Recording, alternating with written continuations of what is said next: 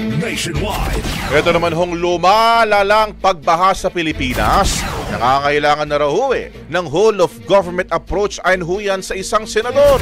Bigaraan Cortez, ibrigada mo. Brigada.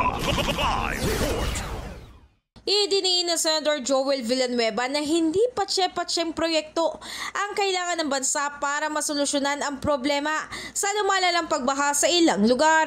Ayon kay Villanueva, ang tunay na kailangan daw para masolusyonan ito ay ang pagpapatupad ng whole of government approach na dapat ay kinabibilangan ng Department of Public Works and Highways, Department of Environment and Natural Resources at maging ang Metro Manila Development Authority.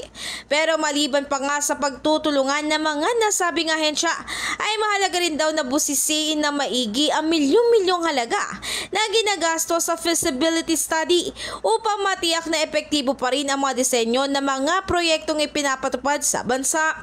Samantala, kailangan din daw mabigyang pansin ang pagtalakay sa waste management na siyang nagpapalala pa sa pagbaha sa Pilipinas. In the heart of changing lives, ako si Brigada Ann Cortez ng 105.1 Brigada News FM Manila, The Music News Authority. Ang bahaging ito ay hatid sa atin ng Mom's Love ES1 Capsule. Simulang tuparin ang pangarap ng iyong anak. And stunting now!